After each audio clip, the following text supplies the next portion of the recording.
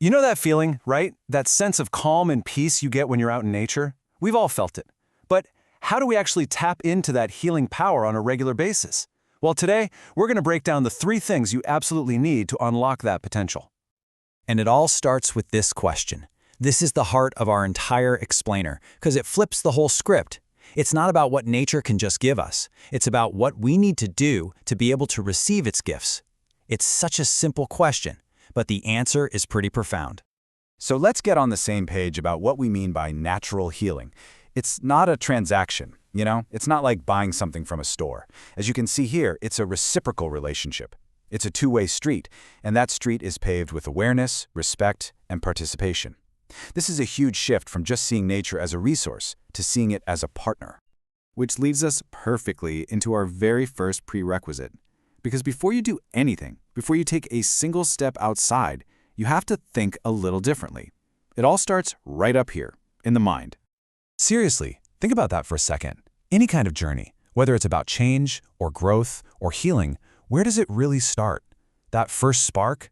It's not an action, is it? It's an intention. It's a mindset. And this slide just lays it out so clearly. You've got these 2 totally opposite ways of thinking. Over on the left, you have the reactive mindset. This is the one that's looking for a quick fix, it's impatient, it demands results, and basically treats nature like a vending machine for feeling good. But on the right, that's where the magic is, the receptive mindset. This one is all about patience, being open, and practicing awareness. It doesn't demand anything, it just listens. And that is the fundamental shift we have to make. And boom, there it is. This is the core of it. It's all about letting go of expectations, of needing a specific outcome, and instead just opening yourself up to whatever the experience is. It's the difference between expecting and receiving.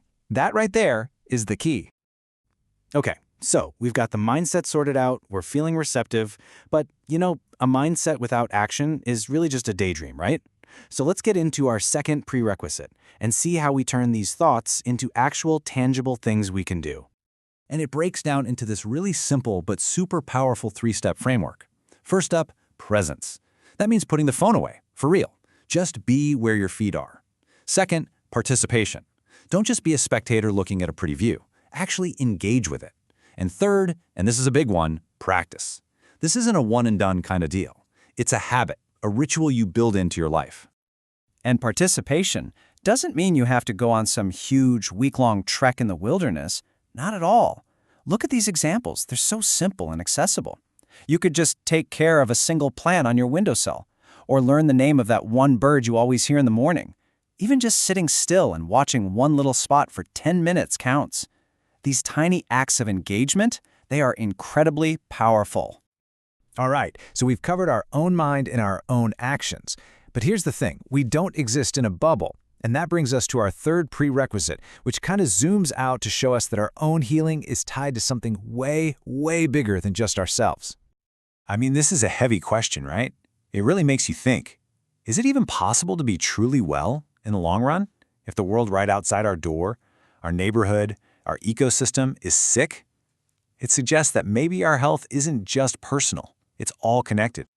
And you can really see that difference laid out here.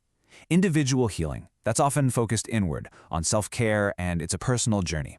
But collective healing, that looks outward. It's a shared responsibility. It's about stewardship, things like caring for community gardens and our public parks, because a healthy environment doesn't just benefit one person, it benefits everyone. And this is the bottom line. Our well-being isn't separate. It's all interwoven. Think of it like a giant tapestry. Your personal health is just one thread, and it's woven together with the thread of your community and the thread of the entire ecosystem. If one thread frays, the whole thing weakens. We all rise and fall together.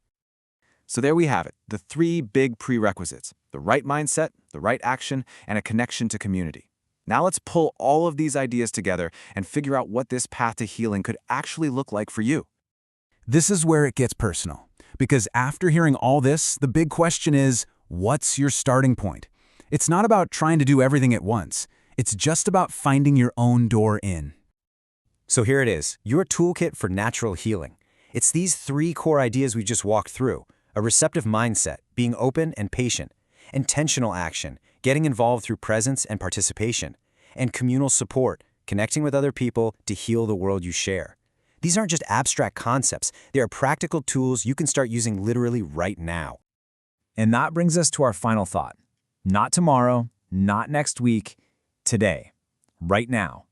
What is one single small step you can take to start building that reciprocal relationship with nature?